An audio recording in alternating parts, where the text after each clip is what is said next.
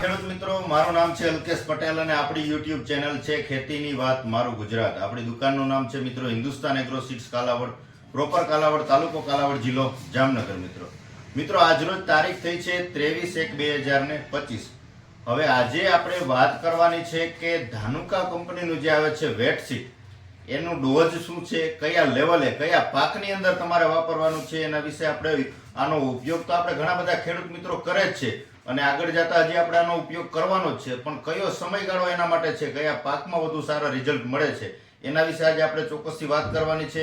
કેમ કે અત્યારે આમ જોવા જઈએ તો જીરાનો પાક જે છે એ અત્યારે ખૂબ જ અગત્યનો પાક છે. તો જીરાનો પાક જ્યારે 55 થી 60 દિવસની લેવલે પહોંચે, દિવસો થઈ જાય, ત્યારે તમારે ચોક્કસથી કાળી ચરમીનો પ્રશ્ન થતો હોય છે, આવતો હોય છે. એટલે ખાસ કરીને એ સમયગાળે ઝાકળ ન બેસે જીરાના પાકમાં અને ધાણાના પાકની અંદર. ધાણાના પાકમાં એકંદરે જોવા જઈએ તો જ્યારે ફ્લાવરિંગ અવસ્થા હોય ત્યારે એના ફૂલ જે છે એ બળી જતા હોય છે. ફૂલની અંદર 2 થી 3 જ જે દાણા બંધાય, બાકીનો જે છે ભાગ ખાલી રહી જતો હોય. તો એનું કારણ માત્ર ઝાકળ છે, વાતાવરણના લીધે આ પ્રશ્ન સર્જાતો હોય છે.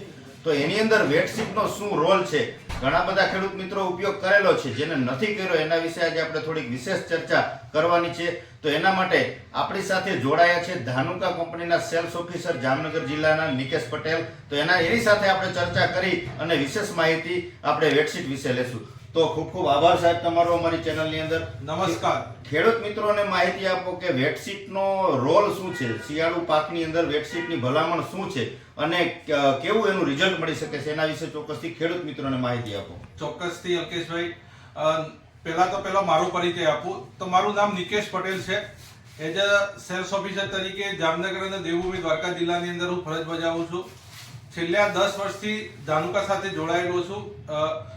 અલ્કેશભાઈ, આજે આપણે જે વાત કરવી છે તો ધાનુકા કંપનીનું વેટસીટ માટે ખાસ ખેડૂત મિત્રો આપણે વાત કરવી છે.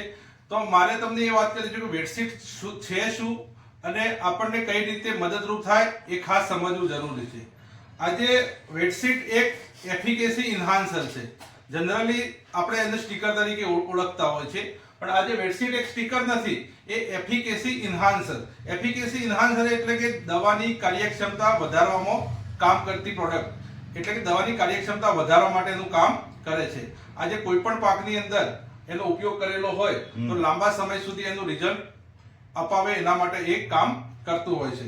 આજે આ પ્રોડક્ટ ઓરો ઇન્ટરનેશનલ અમેરિકાની કંપની છે, જેની સાથે ધાનુકા કંપનીનું કોલેબોરેશન છે.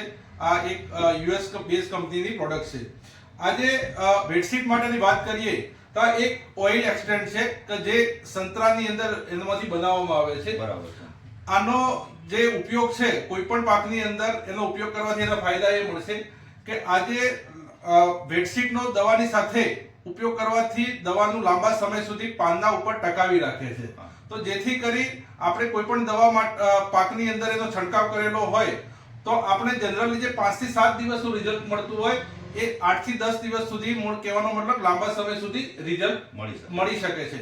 બીજી વસ્તુ, પાનની ઉપરની સપાટીએ દવાનો છંટકાવ થયેલો હોય તો જનરલી જીવાત છે પાનના નીચેના ભાગની અંદર હોય છે, તો ટ્રાન્સલેમિનાર એક્શનથી દવાને આખા પાંદડા ઉપર પહોંચાડે છે અને નીચેના ભાગ સુધી દવાને લઈ જવાનું કામ વેટસીટથી થતું હોય છે.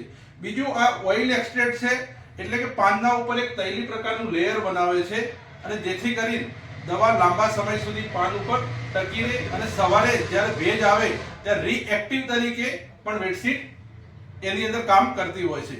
બીજી વાત કરવા જઈએ અલ્કેશભાઈ, તો આની જે સ્મેલ છે એક મીઠી સ્મેલ છે, કારણ કે ઓરેન્જમાંથી બનાવવામાં છે, ઓરેન્જ એક્સટેન્ટ છે, એટલે કે દવાની દુર્ગંધ જે છે, ઘણા વખત આપણને ખ્યાલ હોય છે કે દવાની વાસ આવતી હોય છે, તો આ વાસ જે દુર્ગંધ છે એને દબાવવા માટેનું કામ કરે છે. તો જેથી કરી આપણે આપણા પાકની અંદર ખરાબ વાસવાળી જે દવાઓ અમુક વખત હોય છે કે જે ચડવાના પ્રોબ્લેમ થતા હોય છે, તો એ ખરાબ વાસને દબાવવા માટે કામ કરે છે. બીજું અલ્કેશભાઈ, આ ઓર્ગેનિક બેઝ કહી શકાય, કારણ કે મધમાખીને આકર્ષવા માટે કરે છે. ઘણા પાકની અંદર ખાસ કરી વરિયાળીનો પાક છે, ધાણાનો પાક છે કે રાયડાનો પાક છે કે જેની અંદર મધમાખી આપણે સૌથી મહત્વનું ભાગ ભજવતી હોય છે, કે જે એક ફૂલથી બીજા ફૂલ પર પરાગરજ ટ્રાન્સફર કરવા માટે મધમાખી સૌથી મહત્વનું કામ કરતી હોય. તો મધમાખી એટ્રેક્ટ કરવા માટે, આકર્ષક કરવા માટે પણ વેટસીટ એક મહત્વનો ભાગ છે. આનાથી મધમાખી ઉપર કોઈ પણ જાતની સાઈડ ઇફેક્ટ થતી નથી. આજે જીરુના પાક માટે આપણે જે વાત કરવી છે કે જીરુની અંદર કાળિયાનો જે રોગ આવે છે એની અંદર વેટસીટ આપણને કઈ રીતે મદદ કરે છે. તો આજે વેટસીટ એક એફિકેસી એન્હાન્સર છે, ઓઇલ એક્સટ્રેક્ટ છે કે આજે જીરુના પાકની અંદર એનો છંટકાવ કરવાથી પાંદા ઉપર એક તૈલી પ્રકારનું લેયર બનાવે છે. તો જેથી કરી સવારે જે ઠાર ઝાકળ આવે તો ઠાર ઝાકળને પાંદા ઉપર ટકવા દેતું નથી અને એ ઝાકળ નીચે પડી જાય છે. તો જેથી આપણને ખ્યાલ છે કે ઠાર ઝાકળ પાંદા ઉપર બેસે છે કે ડાળી ઉપર બેસે તો ત્યાંથી કાળિયાની શરૂઆત થતી હોય છે. આજથી અગાઉની વાત કરીએ કે ભાઈ આપણા ગળપણના જે આપણા બાપ દાદાઓ હતા એ લોકો જનરલી જીરુના પાકની અંદર સવારે શું કરે કે સાટલાથી કે ગમે તે કપડાથી ઠાર પાણી ખંખેરતા હતા. પણ હવે ટેકનોલોજીની સાથે વાત કરીએ તો આ એક એવી ટેકનોલોજી છે કે એ ખેડૂતને જે મદદરૂપ થાય છે ઠાર ઝાકળ ના બેસવા દેવા માટે. અને ઠાર ઝાકળ જો આપણા પાકની અંદર જીરુના પાકની અંદર નહીં બેસે તો કાળીઓ આવવાની શક્યતા બહુ જ ઓછી રહે છે. આ રીતે ખેડૂતોને આનો મદદરૂપ થાય છે. અને આ ડોઝની વાત કરવા જઈએ તો 150 ml પ્રતિ એકરના ડોઝથી આનો ઉપયોગ કરવાનો હોય છે. અલ્કેશભાઈ, પંપે આપવું હોય તો સાહેબ આપણે કેટલું આપી શકીએ? પંપની અંદર 15 ml પર પંપના ડોઝથી આની અંદર આનો ઉપયોગ કરાવી શકાય છે ખેડૂતોને. બરાબર છે. જ્યારે ઝાકળની સ્થિતિ હોય, જીરાનો પાક જે છે 60 દિવસથી ઉપરના લેવલ સુધી જતો હોય ત્યારે તમારે ચોક્કસથી 1 વીઘે તમે પંપનું પ્રમાણ 4 કરો છો, વીઘે 4 આપો છો તો તમે 10 ml ના ડોઝથી આપશો તો પણ તમને સારામાં સારું રિઝલ્ટ મળશે. જે લોકો 2 થી લઈને 3 પંપ ઉપયોગ કરતા હોય 1 વીઘાની અંદર તો તમારે પ્રમાણ આનું જે છે એ થોડુંક વધારવું જરૂરી છે. પણ શક્ય હોય ત્યાં સુધી 1 વીઘે તમારે 4 પંપ જીરાના પાકમાં, ધાણાના પાકમાં કરવા, જેથી કરીને તમને રિઝલ્ટ પણ સારું મળશે. અને આનું જે પ્રમાણ જે છે એ 10 ml જાળવી રાખવાનું છે. ખાસ કે તમે અત્યારે મોંઘા મોલિક્યુલો જે કાંઈ આપણે છાંટીએ છીએ સાહેબ, તો આ વસ્તુના ઉપયોગથી એ વસ્તુનું રિઝલ્ટ તમારે લાંબા સમય સુધી મળશે અને ક્યાંય ને ક્યાંય સારું રિઝલ્ટ જોવા મળશે.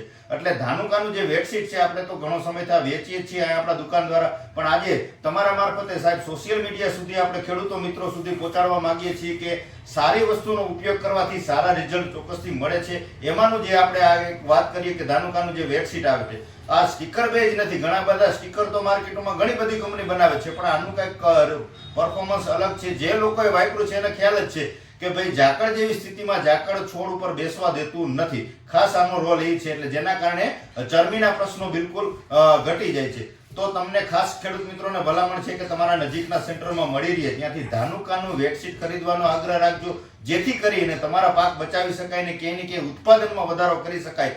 આવા હેતુથી આપણે વિડીયોની અંદર ચેનલમાં ક્યાંય ને ક્યાંય ખેડૂતને ઉપયોગી માહિતી આપણા સુધી પહોંચાડતા હોઈએ. તો સાહેબ વિશેષ કઈ ચર્ચા તમારે હોય તો ખેડૂત મિત્રો સુધી તમે જાણ કરી શકો. હું એક ખેડૂત મિત્રોને ખાસ સાચવણી માટેનો એક મેસેજ આપવા માંગુ છું કે આજે વેટસીટ જેવા દેખાતા અને વેટસીટ જેવા કલર ટ્રાન્સપરન્ટ બોટલો માર્કેટની અંદર ઘણું બધું આપણને જોવા મળે છે. તો ખાસ ખેડૂત મિત્રોને એક નમ્ર વિનંતી છે, અપીલ છે કે વેટસીટ જેવું નહીં પણ વેટસીટ જ ઉપયોગ કરશો તો જેથી કરીને આપણે સારી વસ્તુ આપણા પાક સુધી પહોંચાડી શકીશું ચોક્કસથી. બરાબર છે. ખૂબ ખૂબ આભાર સાહેબ તમારો. રજા આપશો. જય જવાન, જય કિસાન.